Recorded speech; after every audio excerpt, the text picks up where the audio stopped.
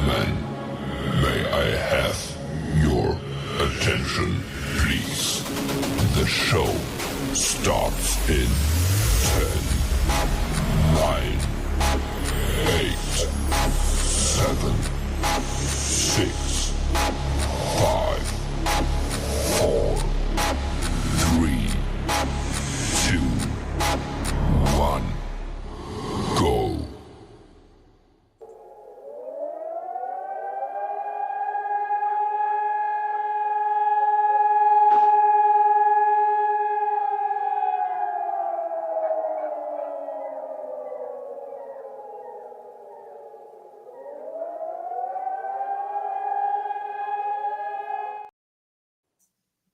You're listening to the House of Cards on Facebook, YouTube, Instagram, and simulcasting live on BigPatriotRadio.com. All licenses for music and content have been purchased by and are for the express written use of Big Patriot Radio Networks. All information, opinions, and topics are for entertainment purposes and do not expressly represent the opinions of the show's host and or producer. Sit back, relax, and enjoy.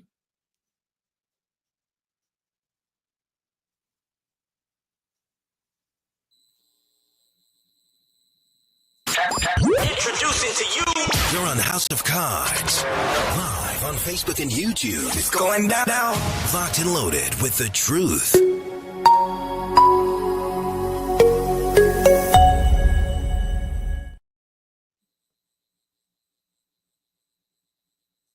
And good evening, everybody. Good evening. You're listening to the House of Cards. Once again, we are live all over Facebook, YouTube, Instagram, hopefully, and simulcasting live on BigPatriotRadio.com.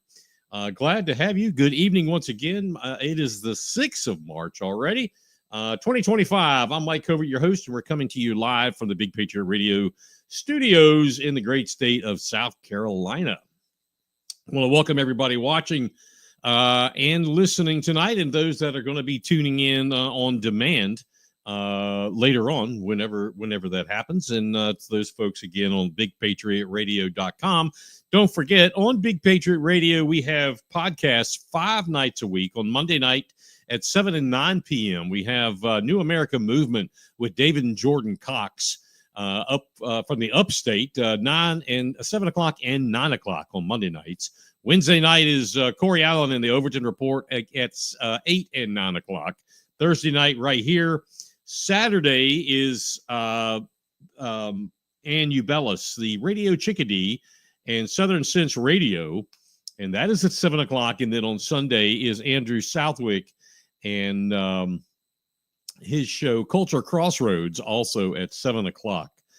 So 5 nights a week. If you have a podcast and you're trying to get it out there on the airwaves, we'd be more than happy to help you out.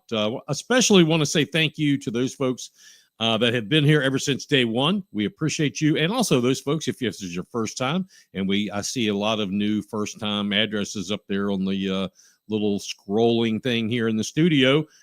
Thank you for being here. I want to remind everybody that you see there trickling below the screen, that ticker tape. That is how you can help us out here at the show. We're trying to collect, again, 2,000 stars through Facebook tonight. Go to those of you on our Facebook page. You can see right there. There are links in every post we make that talk about stars that are available, and that helps the show keep things going, paying the bills, and keeps content coming. Want to thank all those folks who help us out on Venmo. You see our Venmo going, our Venmo, what is that, a handle or Venmo page or whatever? That is also scrolling below. Let's see. Facebook does, I want to remind you that Facebook does take its share of the stars, the amount, but that's okay. Don't worry about it. Facebook has to pay their bills as well. Last week, the number one song on BigPatriotRadio.com was Heaven's on Fire by Kiss.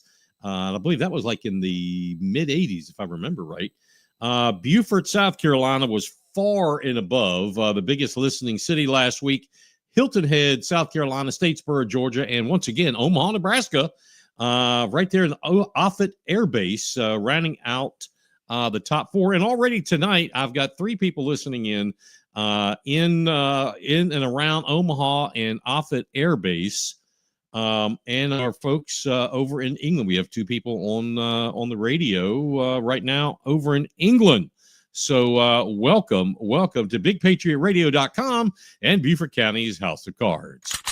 Locked and loaded. Let's go. Big Patriot Radio. Blues, news, country pop, and classic rock. Now, we have a couple of guests coming on tonight. You saw in the all during the day, the lead up to this. And don't forget, we want to hear from you. So, chat away in however you're watching.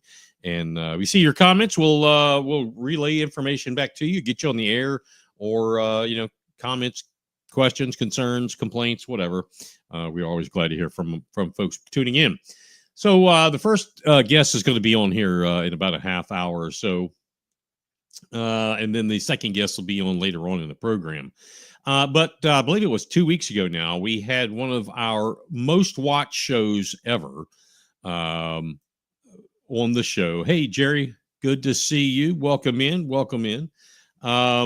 One of the most watched shows ever, especially we had more people on demand than I think we've ever had other than election night shows. But this was the show that highlighted the missing 12-year-old little girl from Beaufort who was reported as a runaway with a 16-year-old male.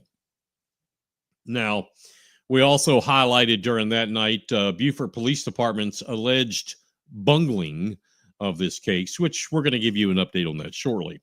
On that side of the story, there's a lot. This is like a diamond. There's so many facets to this. We've kind of got to cover it all, and we're still investigating. And I want to thank those folks that are working alongside of us and helping us out with that. So anyway, to update you on the little girl, again, she's 12 years old from Beaufort. She was found in Jacksonville, Florida, with this male subject. And even though, he's 16, or even though he is a child, he is 16. So there is a big difference, a huge difference between 12 and 16. And we're actually going to talk about that a little bit. Maybe not tonight, but next week. She is now back in the Beaufort area with her parents and is safe. For now, that's all we can say about that part of the case. However, another side of this case is the Beaufort PD, again, alleged mishandling of this by the chief or by underlings or what have you.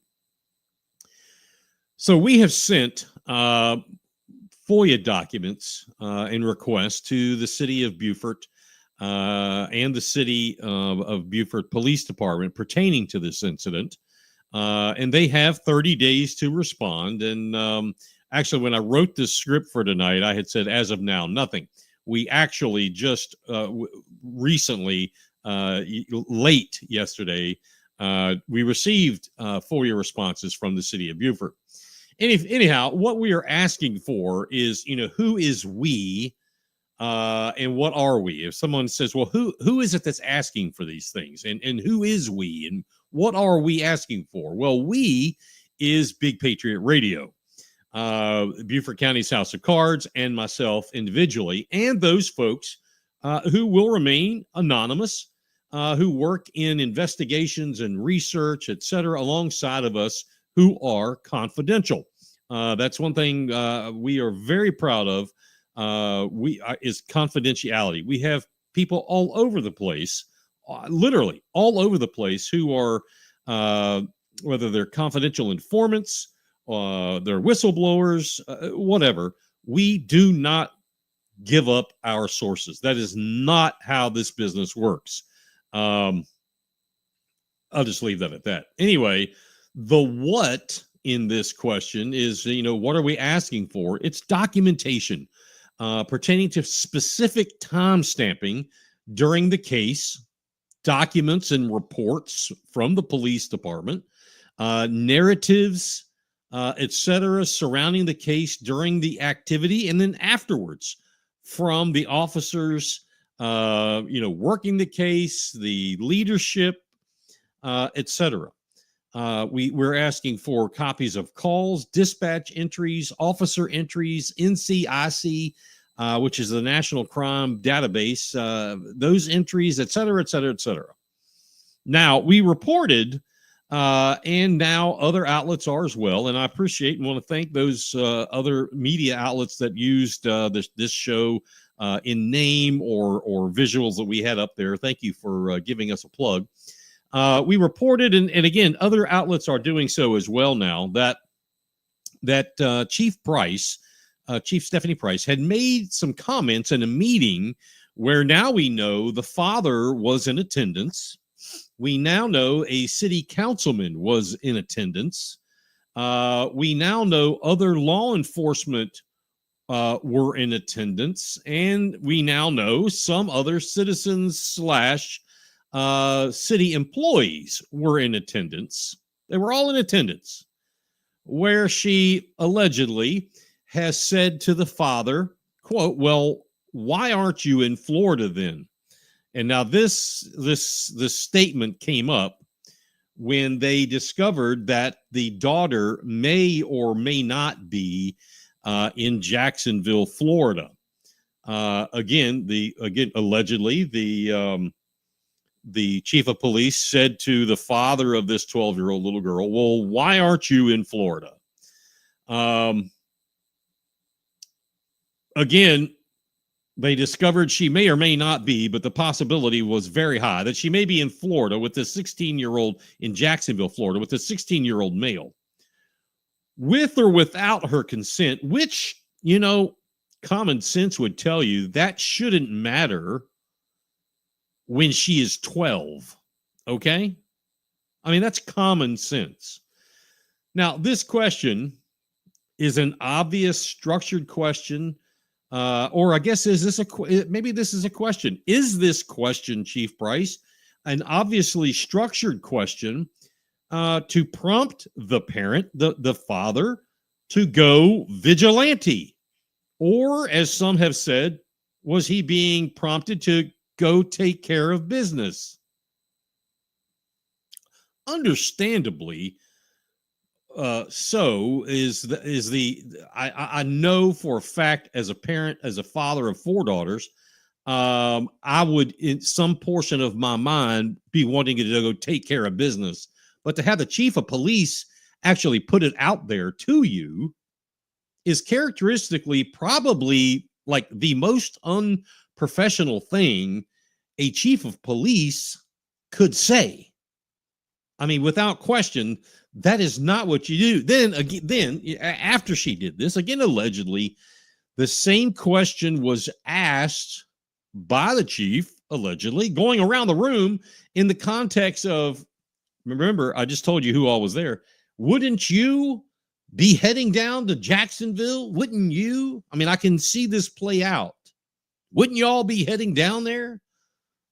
Looking around the room, again, in the context of seeking some kind of support for the draw of vigilantism. I mean, was that the scope of the chief of police? Was that her intent? Should that have been her intent? And is that professional policy? Is that a standard operating policy of the city of Beaufort Police Department? Now, we know that a city councilman was there. Not sure if the city manager was there. If I had to assume, I would assume he was. I know he is aware because he has responded to me personally that standard operating procedure was done. They have no problem with the chief, what she did, etc. So I know he knows about it. Of course, that was all about the same time that he had put out there on Facebook of, that he hoped that somebody would end up choking, I believe is what he said, Donald Trump. And he ended up walking that back. So now we have this enormous cloud, this gray sort of black hue cloud of WTF are you doing in the city of Beaufort? Anyway, I guess we're going to see as we move forward and we bring to you the truth as it comes out.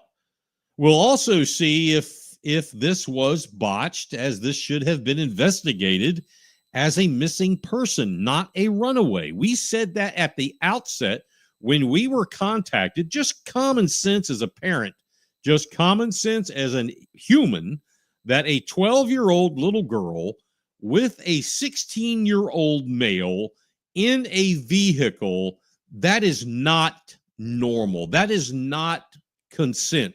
A 12-year-old doesn't have the mindset, doesn't have the mental capacity, doesn't have has not grown up enough to make a decision of consent to leave with a 16-year-old boy who obviously is driving, even though we understand he doesn't have a driver's license, who obviously has done something of this sort before. We'll go into that more.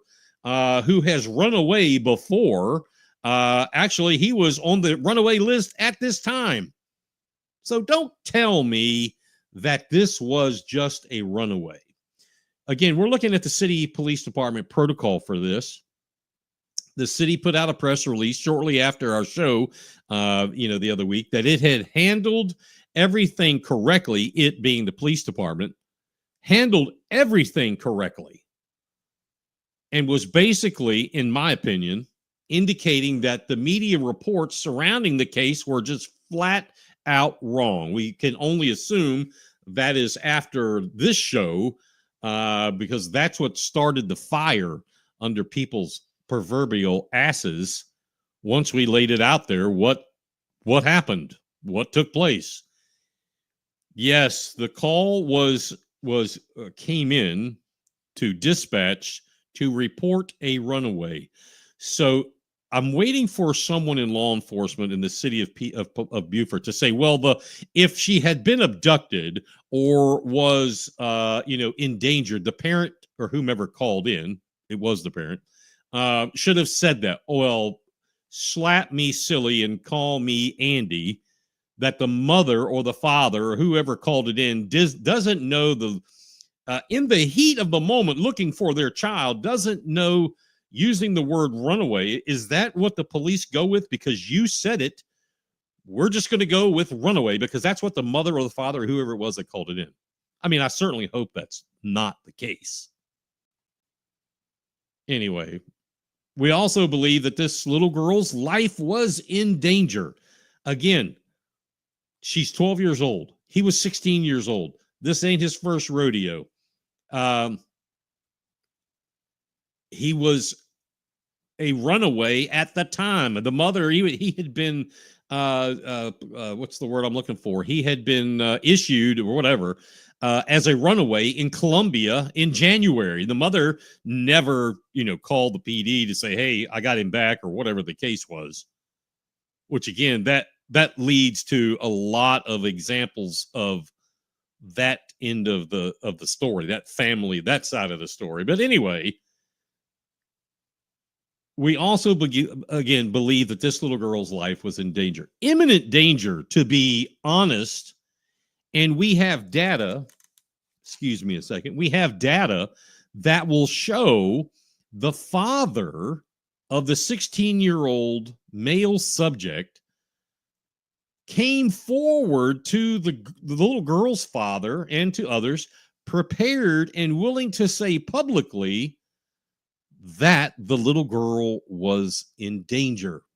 But again, the father of the male subject, the 16-year-old boy, was ready to come forward, had made his position known. He was coming forward to the girl. He came forward to the girl's father and to some others, prepared and willing to say, but somehow, some way, this was shut down by police in Beaufort. That's who, and we can only surmise this because that's who would have listened to this. You wouldn't say it to anyone else but the police. That would only make sense. The father do you understand what I'm saying? The father of the boy even said this little girl's life is in danger, in imminent danger. Now, we've reached out to the Florida Department of Law Enforcement, the the Florida Highway Patrol and the Jacksonville Sheriff's Office, obviously with the Beaufort Police Department. And we submitted several FOIAs there, several. And as of now, they've all, and they, hey, let me tell you, Florida, again, the Highway Patrol, Jacksonville Sheriff's Office, and the Florida Department of Law Enforcement, that's their version of SLED, I believe. They have been super cooperative. And to be quite honest with you, they're painting what seems and what appears to be a different picture than what we're being told here locally. Now, obviously, I can't come out and say that, Beaufort Police Department is not telling the truth here or there or whatever. Maybe they are. I can't tell that until I can corroborate FOIAs from Florida and those jurisdictions against the data that we have from the city of Beaufort. Now, we have been sent some details from some folks in Florida that completely refute, and maybe the word completely is a little harsh.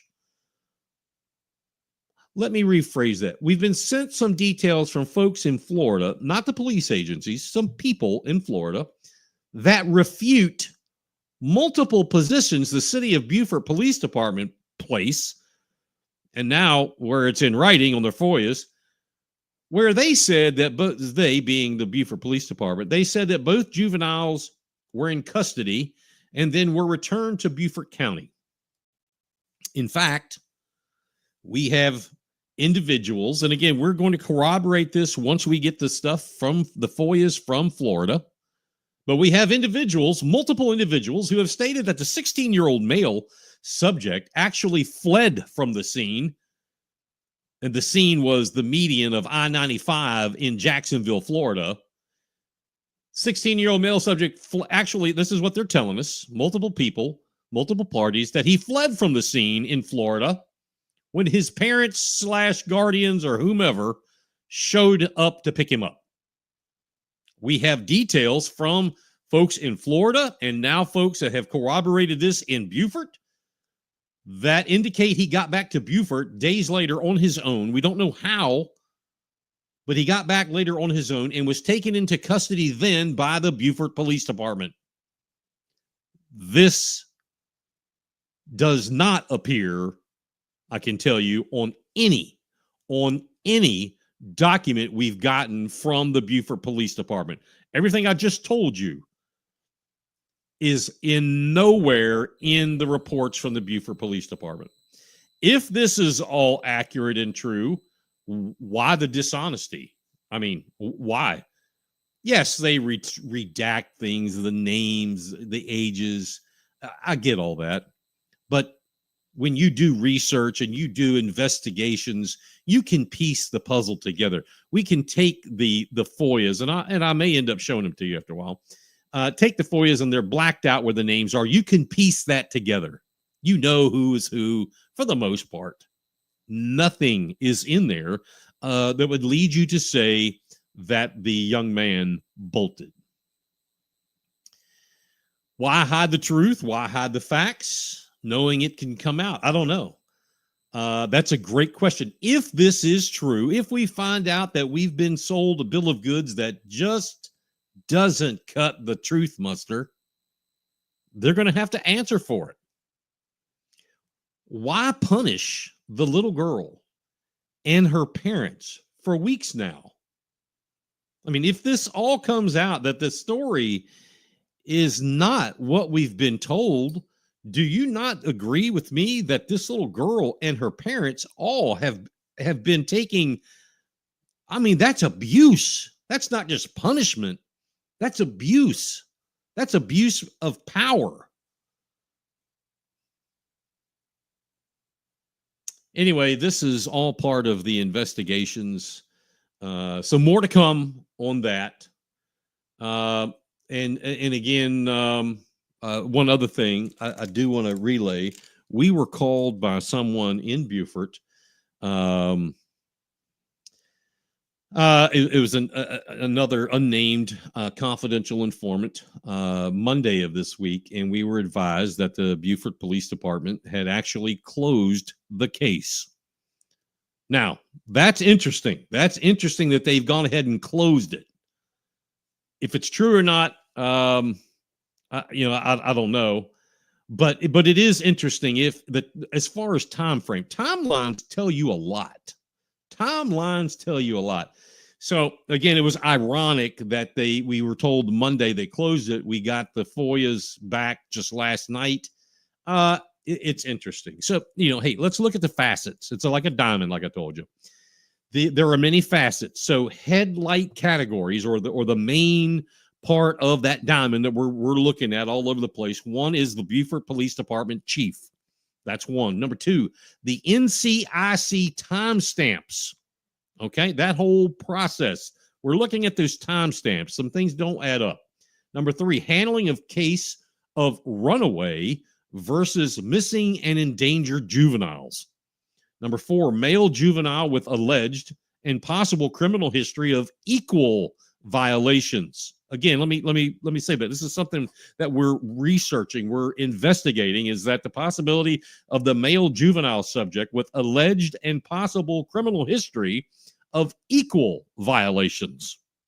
What does that mean? Means, did he do it before? Has he done it before? Number five, lack of transparency and accountability on behalf of the police chief and the town manager, and then some other matters. Those are the main facets of this story. And one thing that wasn't lacking in this was community involvement. I've got to give a tip of the hat, whatever you want to call it.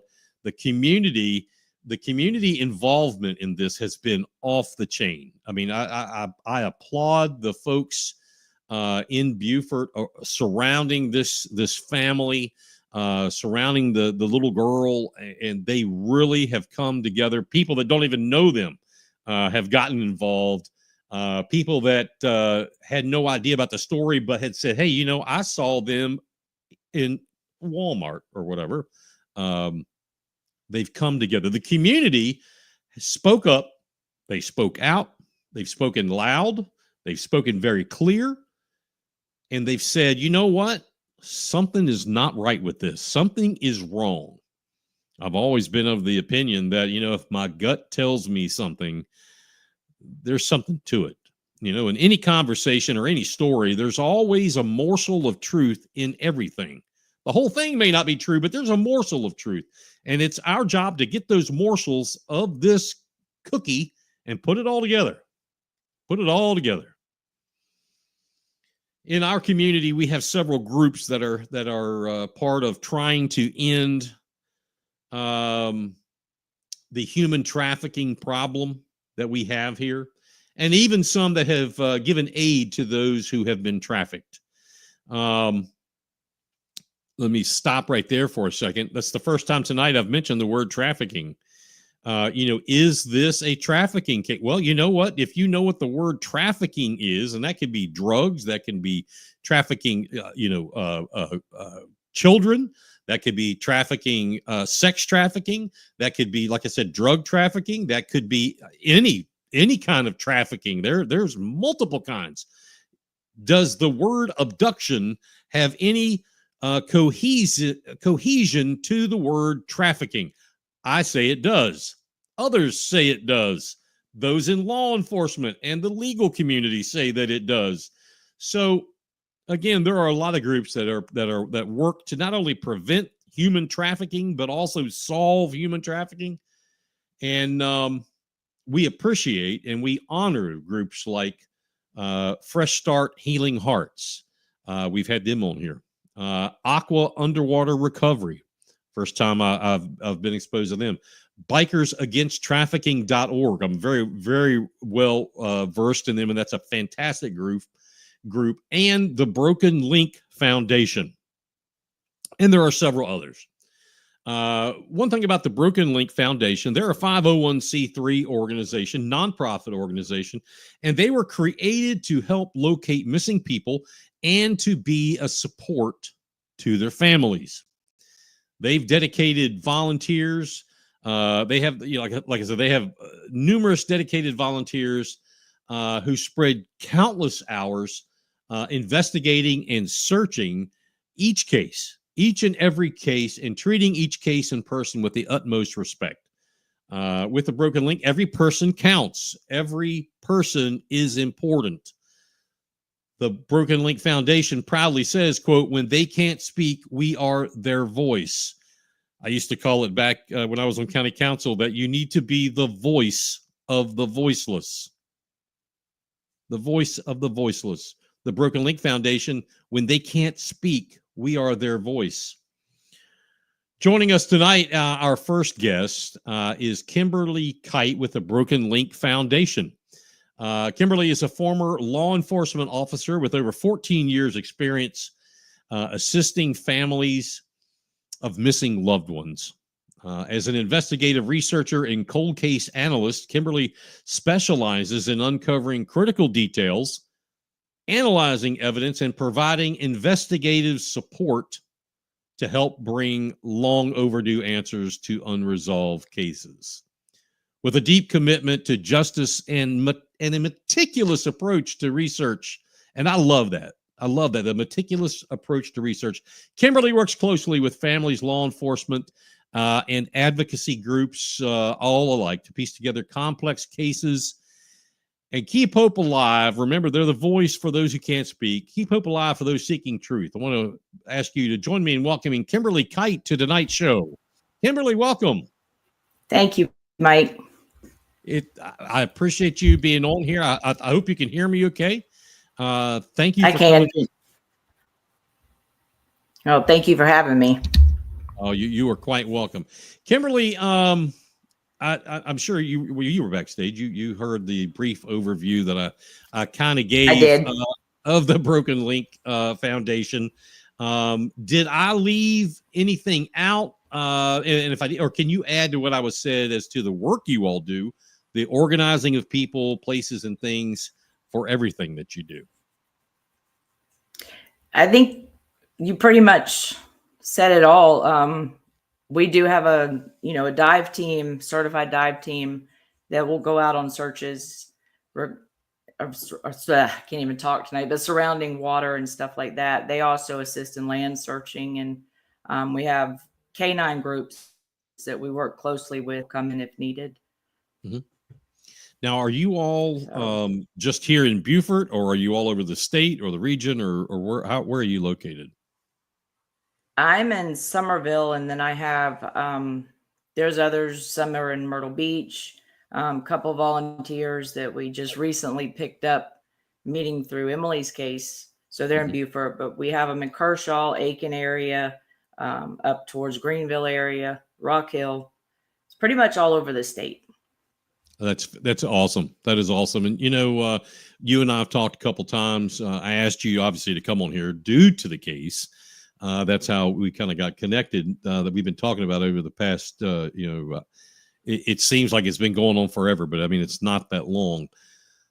The story surrounding 12-year-old Emily Hollis of Beaufort. How did you all get involved in that case?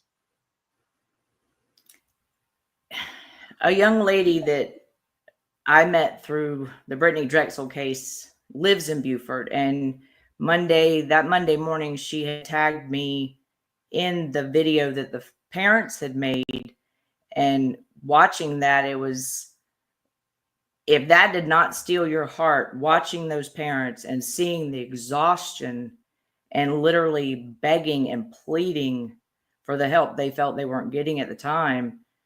I mean, that's how we got involved. We contacted a close family friend who said, yes, please come on. And we went to Beaufort, and that's where we spent several days. You may have heard me giving a little brief, a very quick snippet of, of the case in a very short time there. Did you know, or are you aware of, that one of the parents, and we've been told it's the father, I haven't been able to confirm that solidly, but more than one group has told me this. The father of the 16-year-old male juvenile told the father of the 12-year-old little girl that he himself felt that the little girl may be in danger. I'm not 100% if it was the 16-year-old's father, if it was an uncle, but yes, that is what, and I know that the uncle father of the 16-year-old was willing to tell that to the police also, but it was stated that it wouldn't make a difference. You know, if I know this, I mean, you know this, others, you know, obviously know this. As a former law enforcement officer, what is the, I mean, if you can look into the depths of law enforcement, why didn't the police do anything different when the young boys, whether it's a father or uncle or cousin or whatever, came out and said, you know what, she might be in danger? I mean, to me, that seems like law enforcement operations in the manual 101, but maybe it's me. I wish I could answer that. I don't know. I can't answer a lot of things or justify a lot of things that took place with Emily's case or how her family was treated. I mean, I thought I had seen it all with law enforcement when it comes to the missing and this case being treated this way because of these reasons and all. But Emily's, I mean, it had me, I was at a loss. Like, I honestly did not know what to do in the moment because I'd never seen anything like it.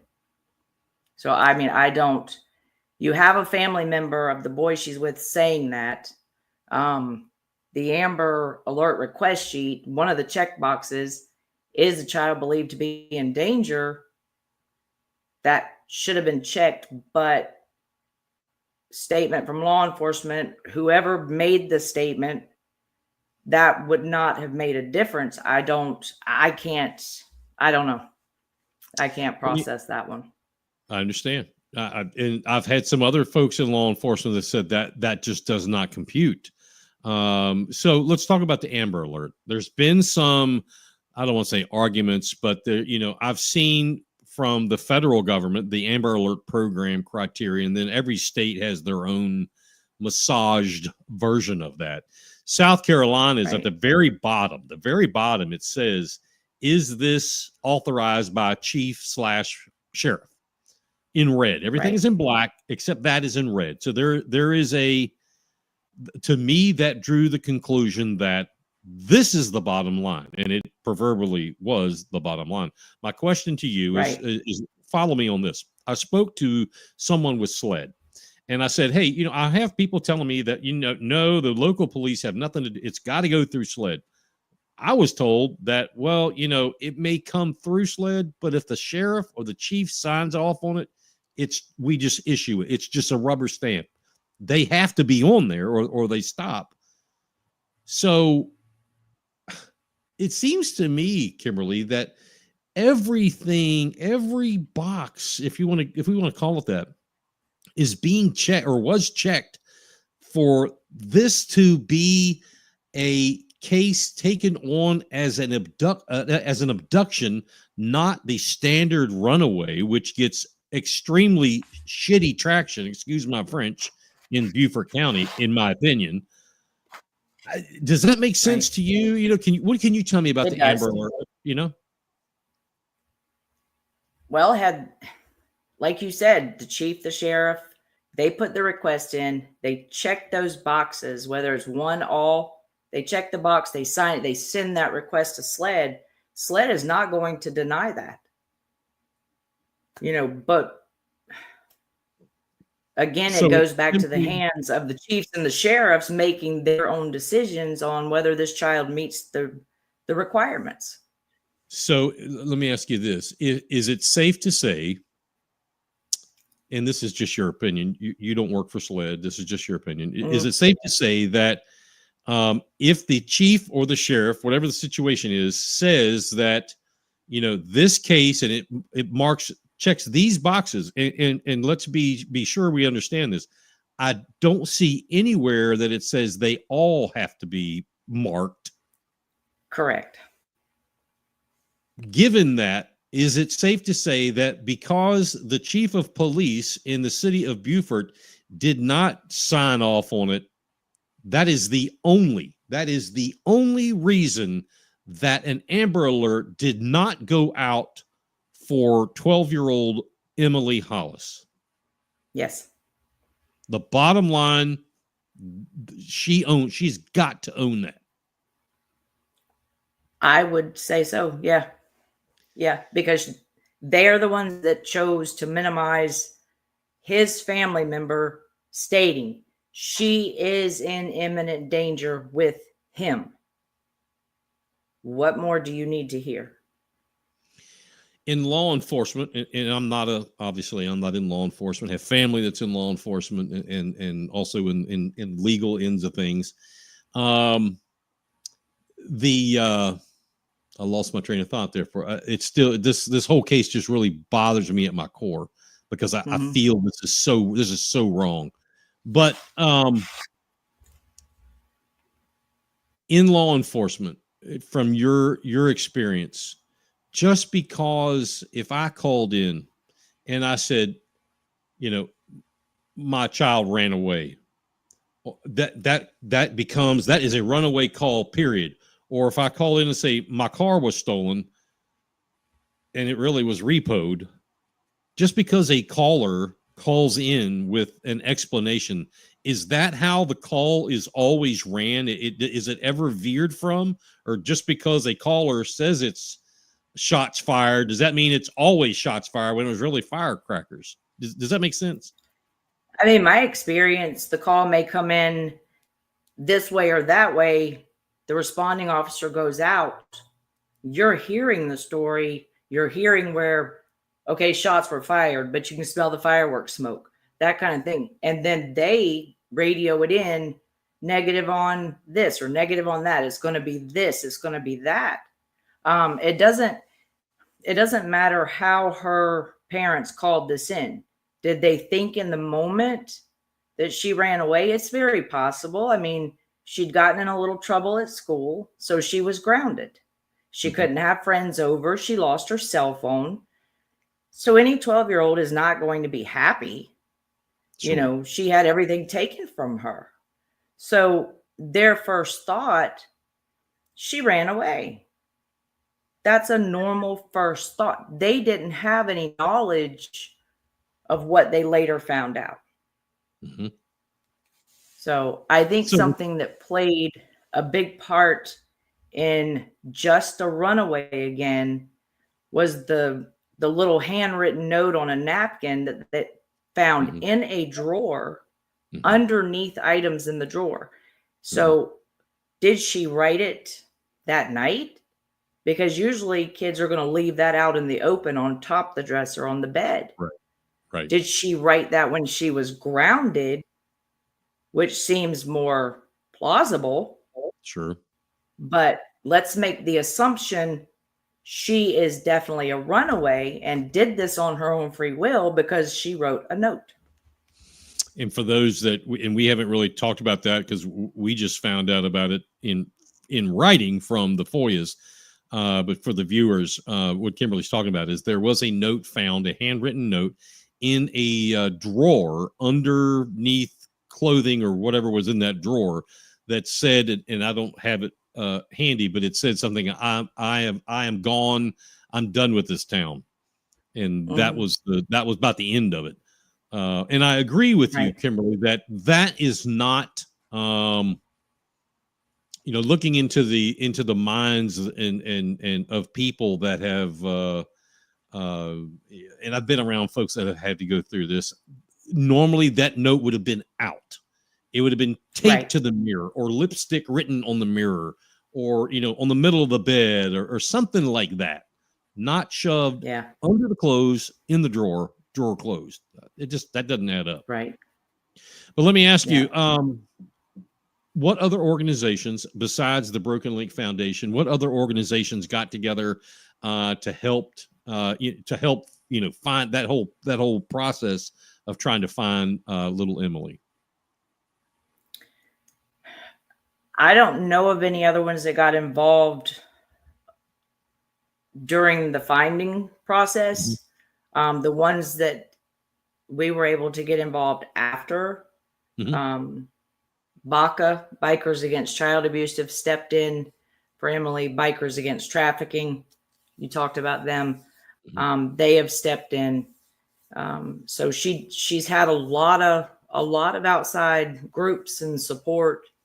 But it's, like the day the morning I went to Beaufort, I made a phone call. The lieutenant I spoke to, she had 30 other things going on. There were 13 hands in the pot on this case. They were working directly with SLED, the National Exploiting Missing Children, who, mind you, told Emily's family because they called on Sunday, but they had to call back on Monday, but Monday was a holiday. So the National Exploited Missing Children, what did they do? Flyered her on Tuesday? That, by the way, we have alerted Congresswoman Nancy Mace's office about that. And to say they were shocked is putting it lightly, that embarrassed that a agency like that would have that have response. But you're right. Now, I do want to ask, and you kind of are leading into this, so it's a great time. How does the Broken Link Foundation help the family, and I mean any family, once the victim is found and is back home? Obviously, every case is different, every outcome is different. But what is the overall picture with Broken Link Foundation once the victim is back home? I'm sure that's not the end of the story, and you say, hey, we're glad and we're out. What can you all do to help this situation as it goes forward? We always maintain contact. But like you said, every case is different. Emily's case, for instance, this is far from over. So other cases, we're always there for the family. If maybe there's frustration or just want to have a conversation because everything's great in life again. But we will also do everything we can to help if a lawyer is needed, counseling is needed, anything like that. We do whatever we can to help get them to the right places they need to be. Pertaining to this particular story, obviously, 12-year-old little girl, Emily Hollis, where, you don't have a crystal ball, but where does this story go, do you feel, in a very broad brush? Where does this story go now for the child and for the parents? What is the process? I thank the Lord, I've never been on that end of it, but what is the next steps? What are they going through? They're going through a lot of emotions right now. It's highs, it's lows, it's frustration, it's anger. There's some things they've asked me not to talk about right now, but Sure. will be coming out soon.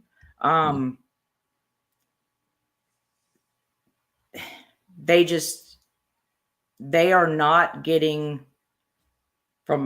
they still are not getting from law enforcement. And this is me saying this. They're still not getting from law enforcement what should be done, what needs to be done. It has been made very clear by one of the lieutenants, it was in a text, that they will not, where is it? I'll read it to you. They will not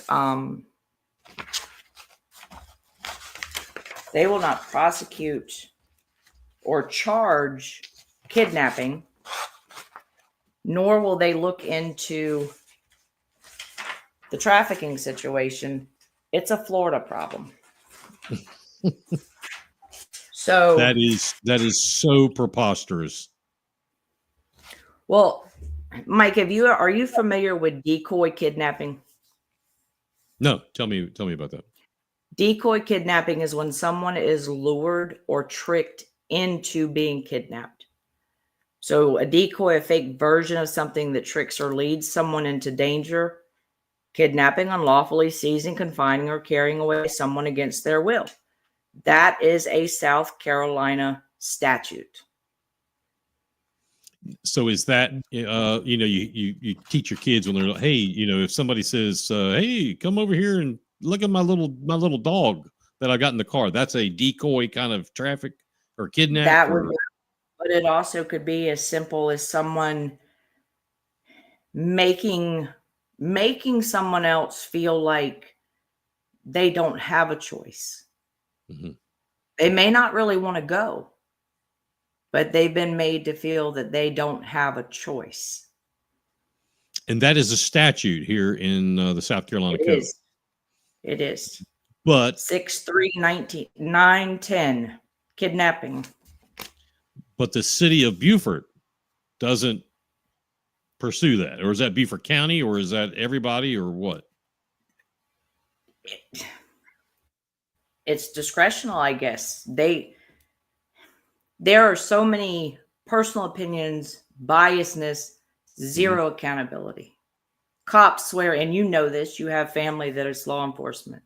They swear in under a huge oath that involves the code of ethics, and they violate it all the time. So they have made their minds up. She left willingly.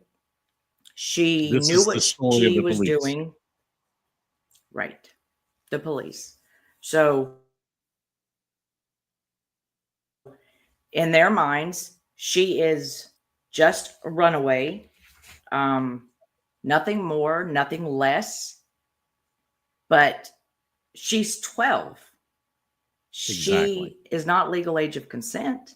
No. And he did not have her parents' permission to take her anywhere, let alone across 2 state lines to where she was taken in Florida.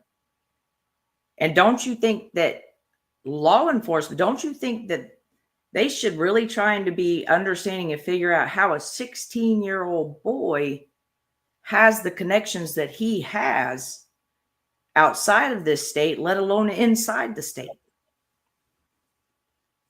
That's a very good point. And some of those things, and the that's in the FOIA, and you've seen that, as I gave that to you.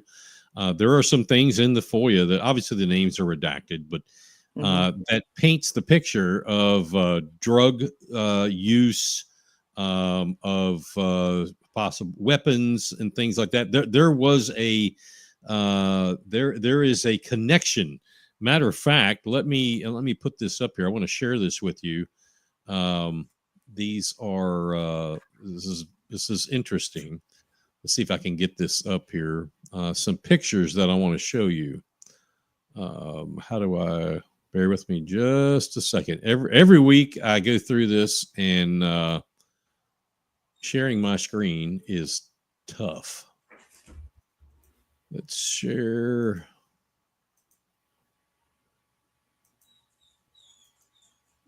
Here we go. Can you see that? You see this, what I have on the screen? Yes. All right. This is I don't know if this is Instagram, Facebook. I don't know. Sometimes I don't even know the difference. I believe that's his Instagram. Okay. Yeah.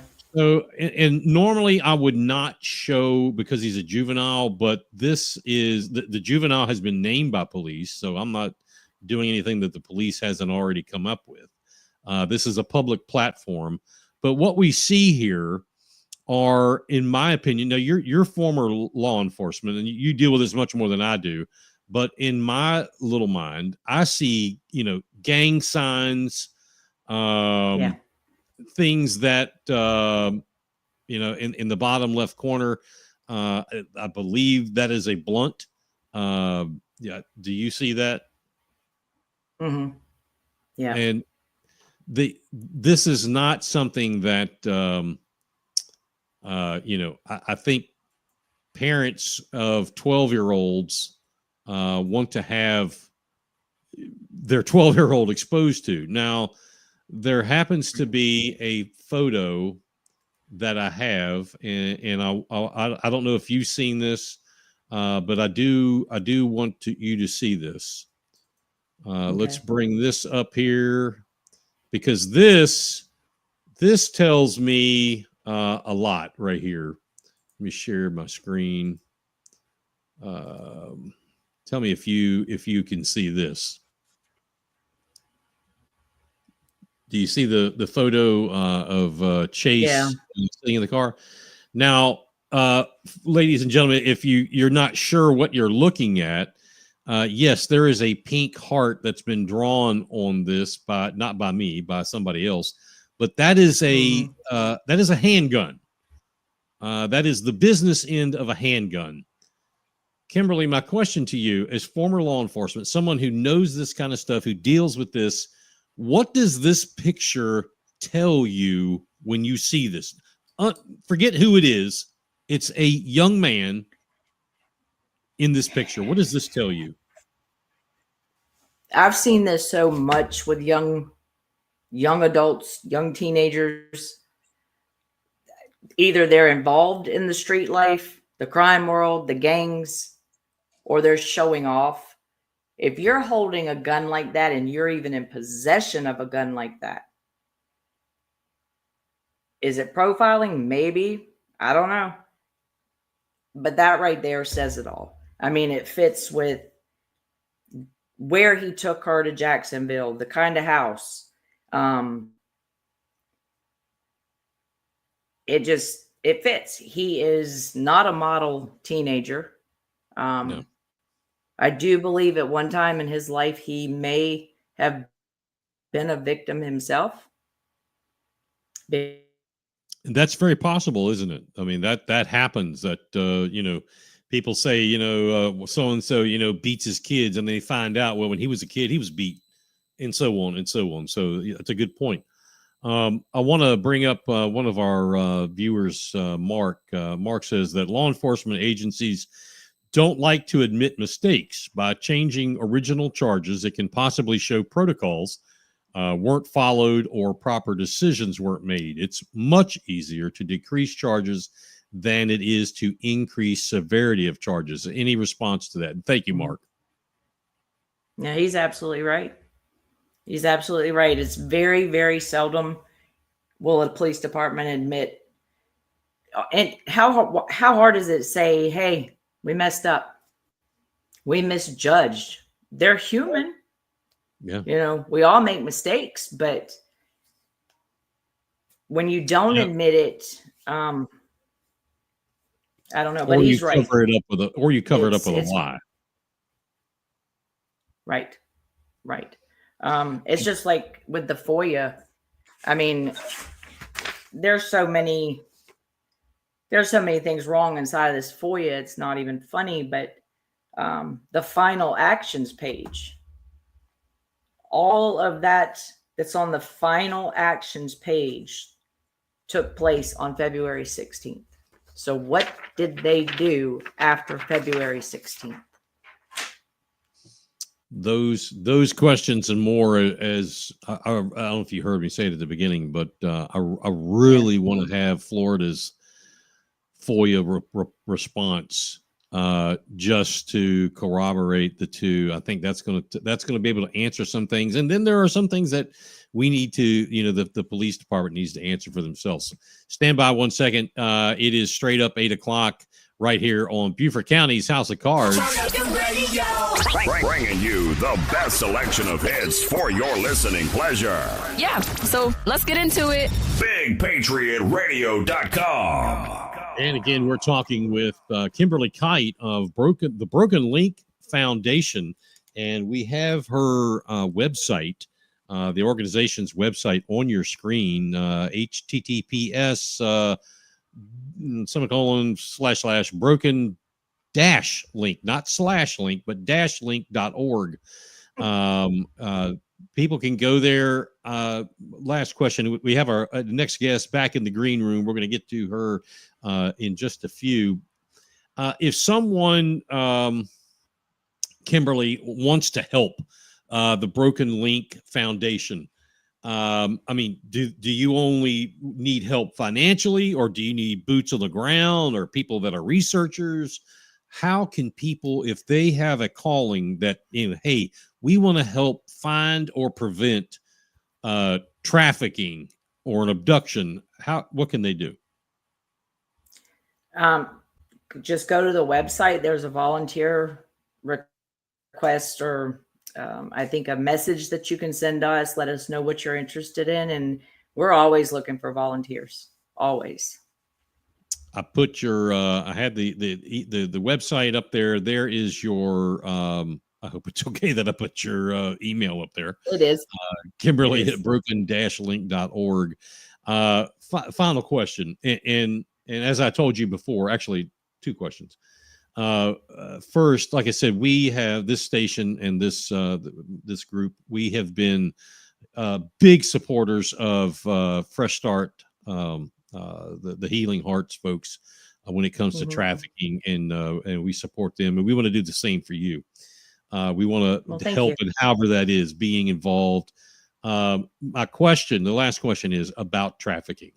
If you ask, at least here in Beaufort County, I don't know how it is in Dorchester or Berkeley counties, but if you, even though we both live in very high tourism areas, if you ask some folks in law enforcement and in travel, they're around here, there is no problem with trafficking and drugs and murder and guns, or people shooting in houses, all that kind of stuff.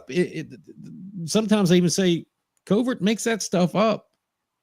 What say you? Well, they'll also tell you the same thing in Myrtle Beach. There's no trafficking. There's not a lot of crime. Look at the statistics. In Beaufort County, we have put pen to paper, and again, with some people that either are confidential informants or some that may be related, et cetera. Trafficking. As a matter of fact, I'm very good friends with a couple of sheriffs, not in this county, but other adjoining counties. Trafficking is such a large issue that people, I don't know what it's going to take until someone of substance, I guess, is trafficked or abducted, because some of those folks in the know are still in Beaufort County saying there is not a problem. Speaking of drugs and trafficking seem to go somewhat hand in hand. I mean, you tell me otherwise. There still currently is a massive drug problem coming into Beaufort County from Savannah and Point South. Not that, and it's pills. Okay, the pills, and some are there. There's a fentanyl problem, absolutely, but the pills they're not coming up in bags. They're not coming up in bottles. They're coming up in cakes. I'd never heard of this before, but actual cakes of these pills that the dealers break up. What can we do? What can normal Joe and Jane America do to shine a light on that there's a problem and we need to be involved to look out for one another? What do we need to do? Exactly what you're doing. Talk about it, be vocal about it, do shows about it. Don't be afraid to say it. I gave you that name earlier. I'm sure you probably typed it in, and look how many were associated with that. That's right out of Beaufort. Yeah. Was that completely dismantled? No, I don't think so. There's a lot more to this story, Kimberly, and I hope we can continue to keep working together. I want to, as this thing breaks, and I would imagine in the next 3-4 weeks, it's probably going to take a few crazy twists and turns. May want to have you back on, but we're always here for you. Whatever we can do to help. I just put up the thing in Myrtle Beach. Whatever we can do to help, stay in tune, in touch, and et cetera with us. And we're always here for you. Well, I appreciate you, and I appreciate what you're doing too for the missing. All right. Thank you so much. Kimberly Kite with the Broken Link Foundation. We'll talk again soon. Thank you. Bye-bye. Everything that rocks is right here. Right here. Let's rock. With Big Patriot Radio. That's what I'm talking about. All right. It is 8 minutes after the top of the hour, and we'll switch gears here. There's Autumn. Thank you for joining in with us tonight. Really want to thank Kimberly Kite for being here. That is that story, and I want to have some more on this story here in a little while. But I want to just thank her. But anyway, we're going to bring on another guest. This is, in some way, this does have some tentacles that cross when you start looking at this. We're going to talk about a different kind of movement. Let me see here. Let's do this again. Oops, wrong one. Let's go up here. There we go. We're going to talk about a different kind of movement that's out there. It's called hashtag Be Loud. Be Loud is a movement where citizens become the oversight, where they feel, in this case, the court may not have any oversight. The Be Loud movement, as I understand it, is in the family courts, magistrate courts, circuit courts, any and all courts where obviously court oversight may come into question.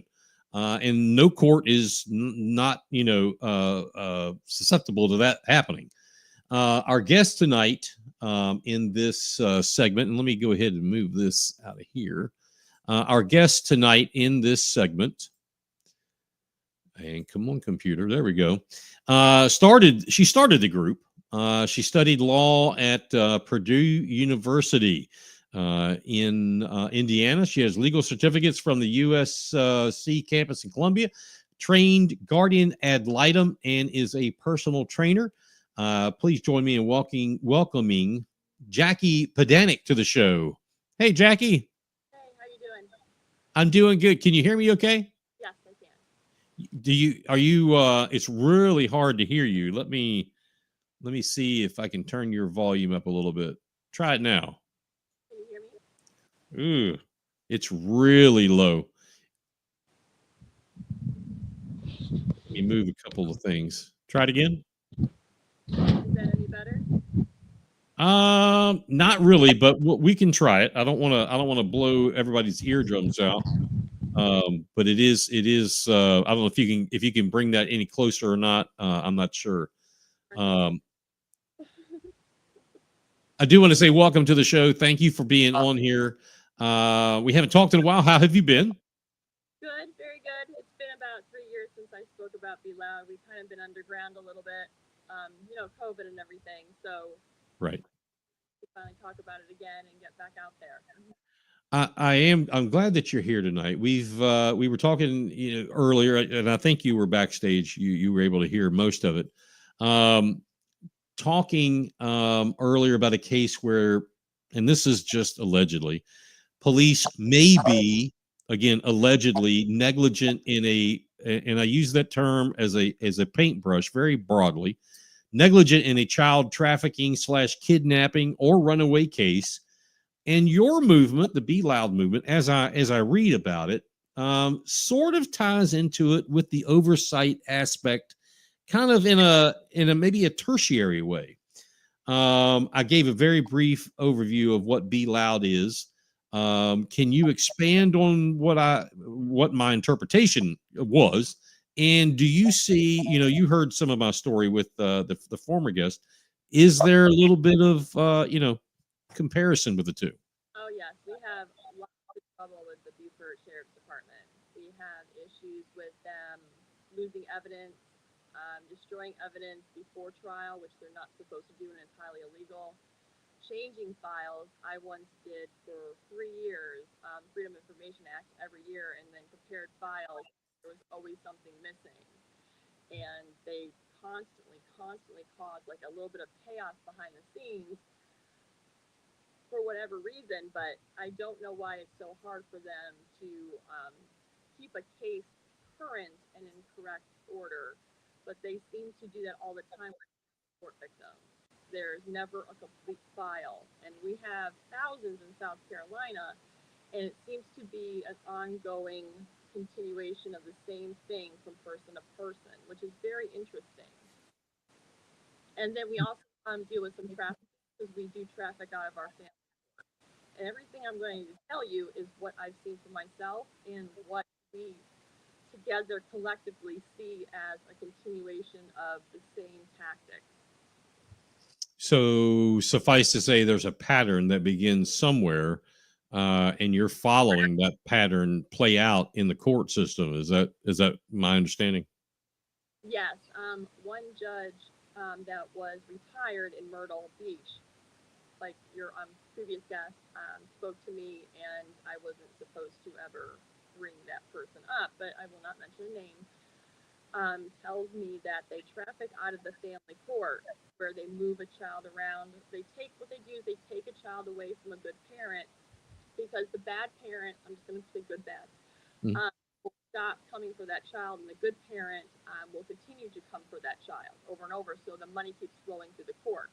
Then every time they move a child into what they consider a safe house, the government pays them $7,500 to the court system. So they continuously move that child. Well, if they continuously move that child, they end up trafficking that child. And that is common knowledge. I mean, if you talk to the BLAB members and some lawyers and judges, they know that, especially ones that have retired, that is what happens. And the reason why they traffic out of family court, and this is what this retired judge said to me, is because people that are buying these children, and I hate saying this, but please, this is what it was want white privileged children. They want a certain type of children, a child. And it's disgusting. And but the money they'll pay for that is outrageous. And we have lost children in Beaufort County, and that is common knowledge. And we also had a child in our group where the mother was allowed custody of the child again, and it could be either or. That might be the abusive parent, but in this case, it was the mother. And when they went to that address, that child was not there, and they didn't know where he or she was. And so, like with whatever that case, I mean, have they ever found the child, or how come we don't hear about this?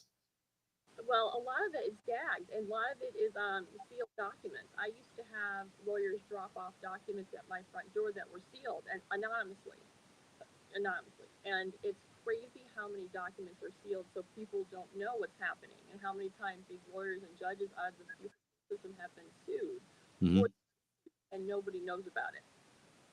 But even someone like me, by myself, I believe one person can make a difference. That's why I started Be Loud. I believe someone can make a movement occur, and we can get somewhere. So I sat down or contacted our state representatives, and what I got back was shocking. And I can name names, and I have proof. And I gave you some of that.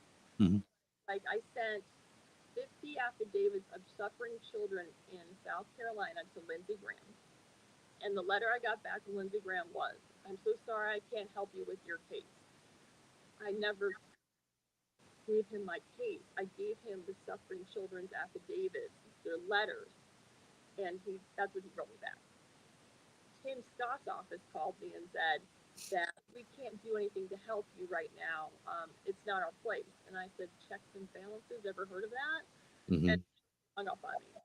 I called Nikki Haley at the time when she was governor. She was one of my first ones, and she said, when you sue my state. And I have no idea why those answers were coming back to me. I figured, wouldn't you want to stop this? Don't you want to do something about this in the court system? I mean, there's parents out of their children to keep court cases going.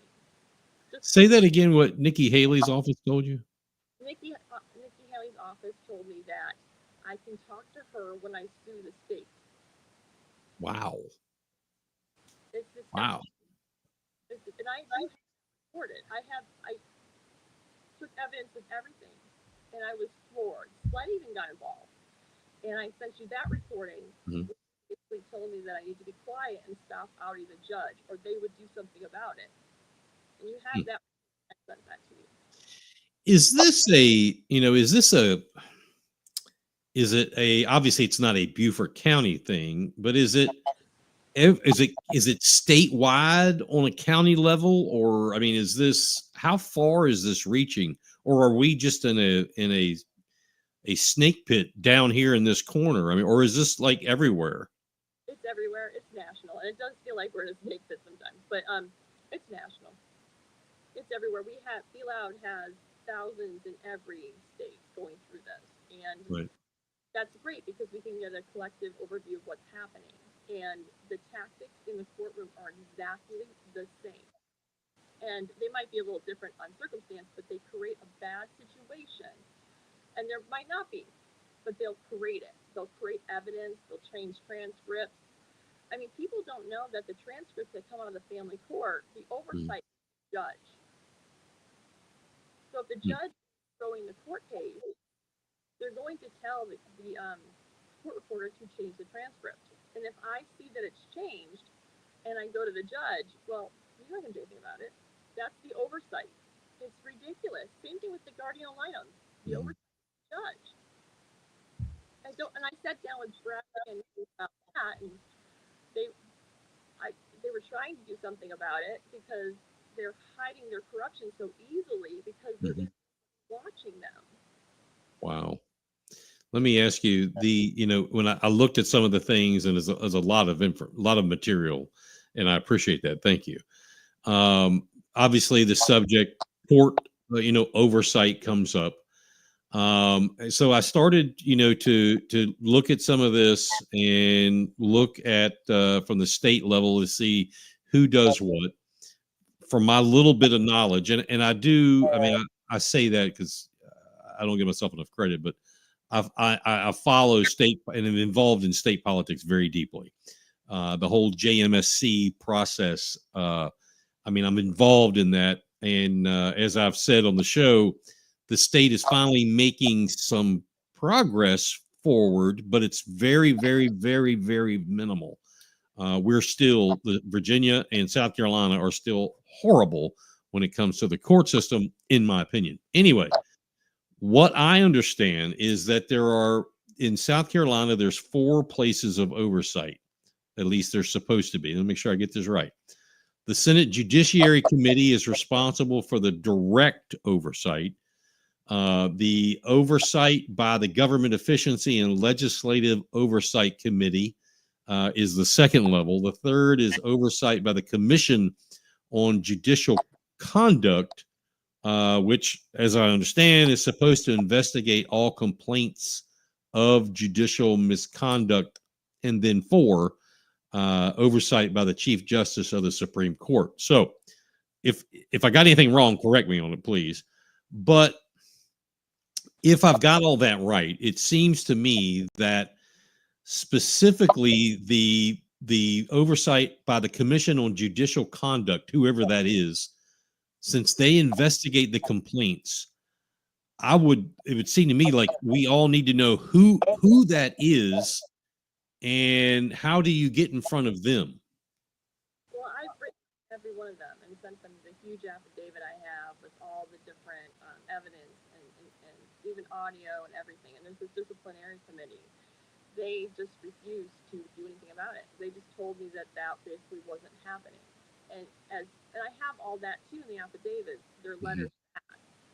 And if you ask these attorneys and prior attorneys, some of them are retired, I had them verify my case for corruption.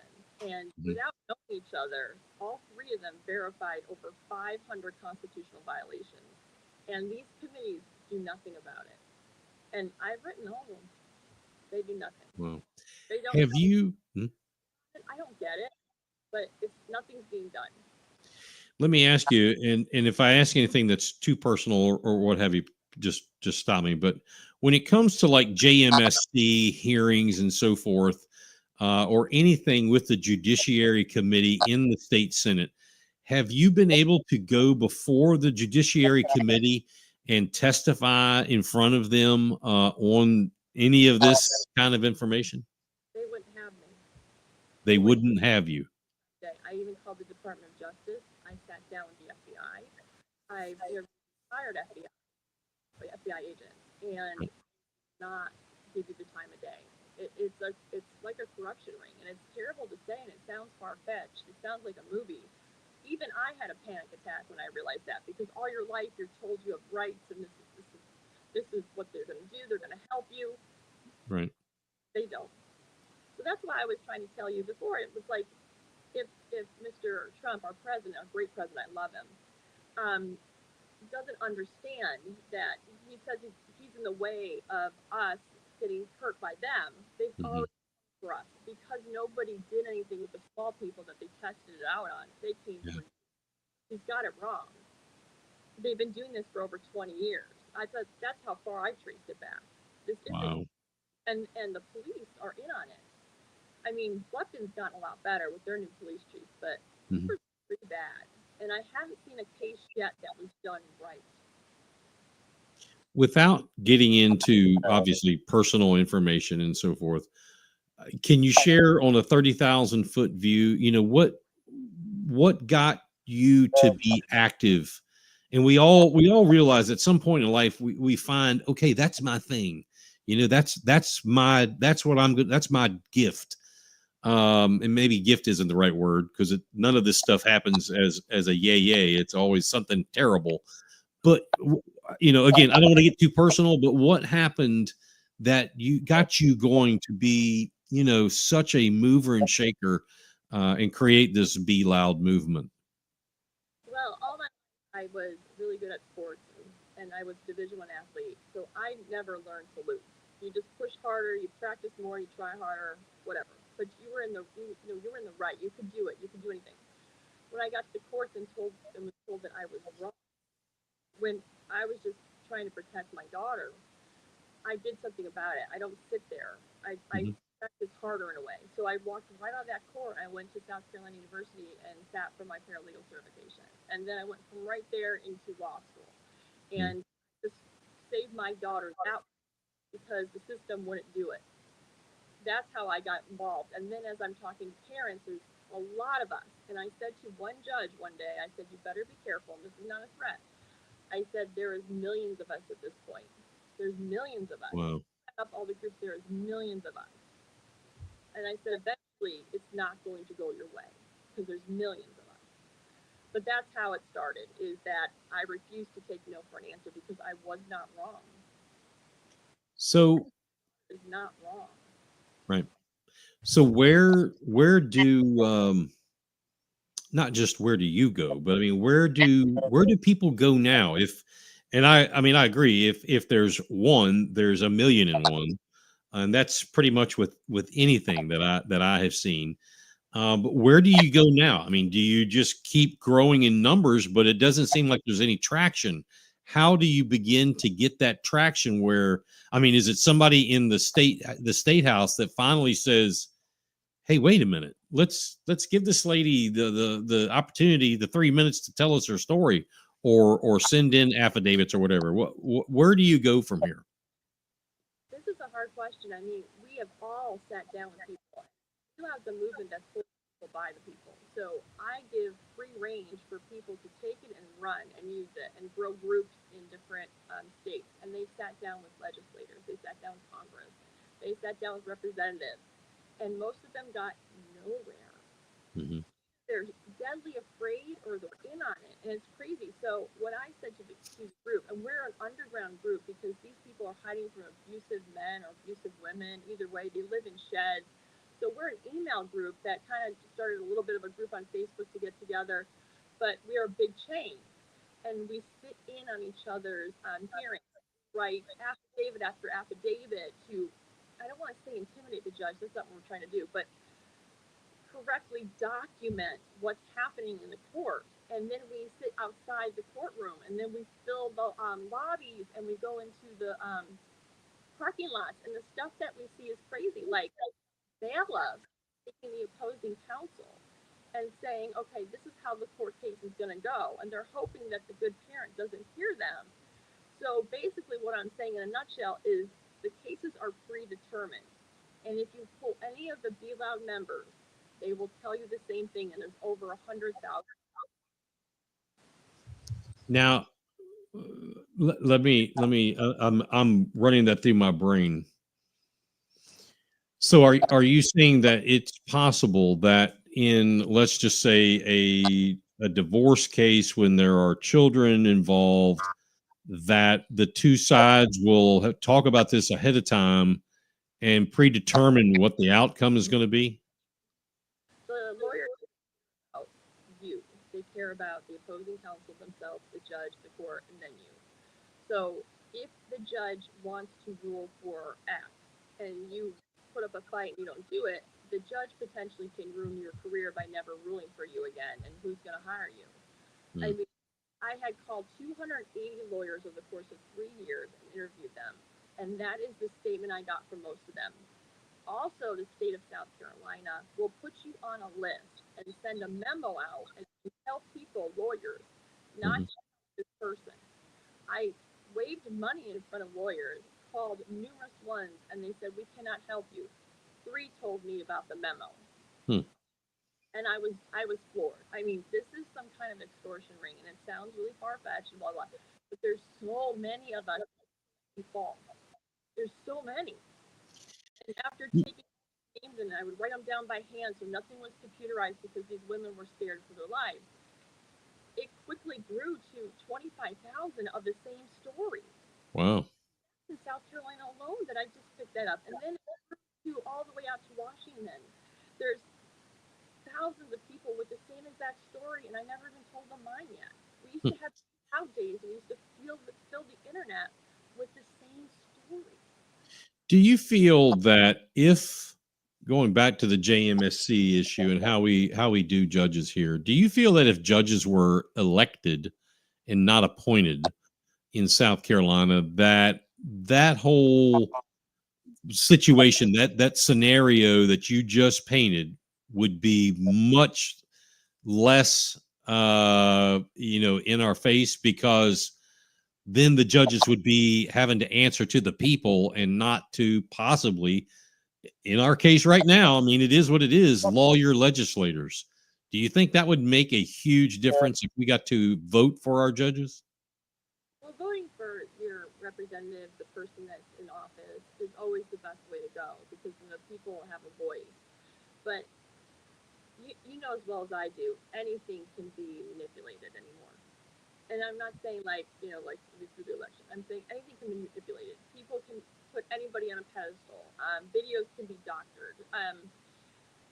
It's out of control. It's really hard to get the pure wanting to do a good job official anymore, in my opinion. People know people. This lawyer gave $10,000 to that judge, so they became this. It's a constant manipulation that I don't know. I really don't know. So all I tell them, the victims, is I can't save hundreds, but I can save one at a time. And BLAD has saved over 700 children at this point. Wow, that in and of itself that's a win right there. So this gets bigger because I'm so small. Yeah. I'm a nobody is what it really is. And so until somebody bigger understands what's really happening here, what I can do is make so much noise, make people sit and write affidavits and make them get loud that they to somebody else because it's too much trouble to throw that case. On the screen, I put the hashtag Be Loud. For those people, as we're winding this up, we're at the bottom of the half hour there. What is it that, or how rather, not what is it? How can people, if someone's watching tonight or later on, and they say, you know what, this is a bug in my crawl, and I want to get involved in that.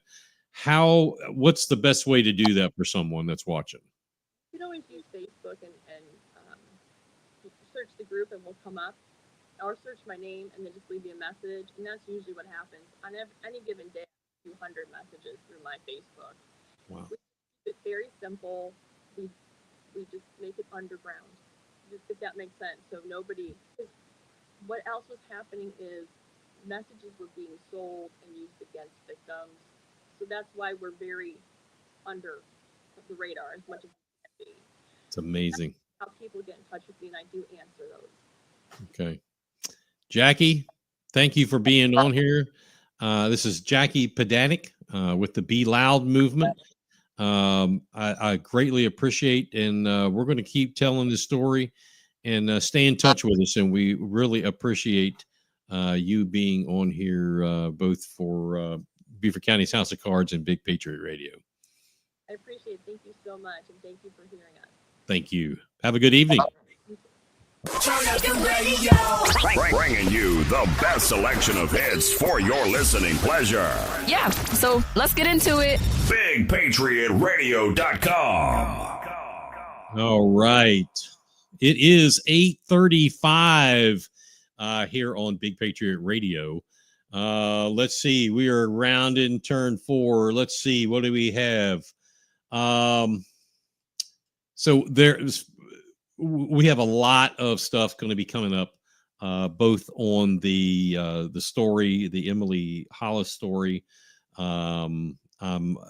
have a ton of stuff coming up on that, and we'll wait till next week. We're going to keep looking into this Be Loud story and see what all is going on there. That maybe we can take an interest in and help out as well. Before we go, I did want to bring up, I had mentioned this earlier. Hey, Lee is on. She says, seems like courtrooms in South Carolina often closed, sometimes locked. Any tips for packing courtrooms? That is a great that is a great question. I know there are some that and I often wonder, it's kind of like executive session when it comes to local government. They're supposed to announce why they're in executive session. So it's kind of the same way. I'd like for, if a courtroom, and maybe they do, and maybe I just don't know about it, but I think if they're going to lock the court or close it to outside, I think there should be something that says, hey, this is why we're doing that, for this reason. And assuming that that's allowable by law, then so be it. But anyway, thanks, Lee, for that question. I did want to talk about briefly, just the other night, we had, it wasn't the State of the Union, but it was a state of the times, a sign of the times. President Trump gave his address to both houses of Congress. And, there's a couple of things that I want to say. First of all, I thought that the speech in general, I thought was phenomenal. I thought he did an excellent job. Whoever wrote the speech did a great job. Whoever, went over it with him, kept him on topic and on task. And that has been an issue. That has been an issue at times, but I thought he did a splendid job. I think that at the very beginning with Representative Al Green of Texas, I thought what he did and what he said not only was disingenuous and sophomoric and juvenile. I thought it shed, if I was a Democrat in Congress, I would be a little pissed off at him because he made them all look bad. It's one thing, whether it was Ilhan Omar or Ayanna Pressley or a handful got up and left. It's almost to be expected from that crowd. And hey, Republicans have done it too, I'm sure. But the antics that Al Green did are beneath the institution of what we call Congress. I had one friend of mine in the other side of the aisle say, well, what about Joe Wilson? I completely understand. And Joe Wilson got, a little tongue lashing over that. And that was when Obama was in office and he collared out, you lie. Not the best moment in his career, I'm sure, but it pales in comparison to what Al Green did. To have to be removed by the Sergeant of Arms, which, by the way, I can't find anywhere that's ever been done in that type of setting, or that meeting, rather, that call. It has been done. It was like 168 years ago that a sitting congressman was removed by the Sergeant at Arms at whatever meeting it was 168 years ago. But in this setting, I can't find this was ever done before. Maybe it has, maybe it wouldn't. You don't see that a lot. So anyway, the big loser of the night is Al Green, Representative Al Green, and he spoke the next day on the floor saying that basically, I forget the adjective that he used, but basically he was super glad he did it. And of course, he has been censored, which is nothing more than a slap on the hand, if you ask me. The big, the most awesome, the biggest takeaway that I got from that speech was twofold. First, was a 17, 18-year-old young man who was there. He got an appointment to West Point from the president, and you could see the look on his eyes, and it just made his day. And that was phenomenal. That was pure class, and from the president of the United States. Not to be overshadowed, but it was the little, I think he's 13 years old, DJ Daniel of Houston, Texas, who has suffered through brain cancer. And you could tell there were surgeries, and he's bearing the scars of those surgeries as a little boy who was not expected to live. He obviously has been taking, he likes law enforcement. That is his thing. He wants to be a cop. He wants to be in law enforcement. He had a uniform on that the city of Houston gave him, other entities gave him.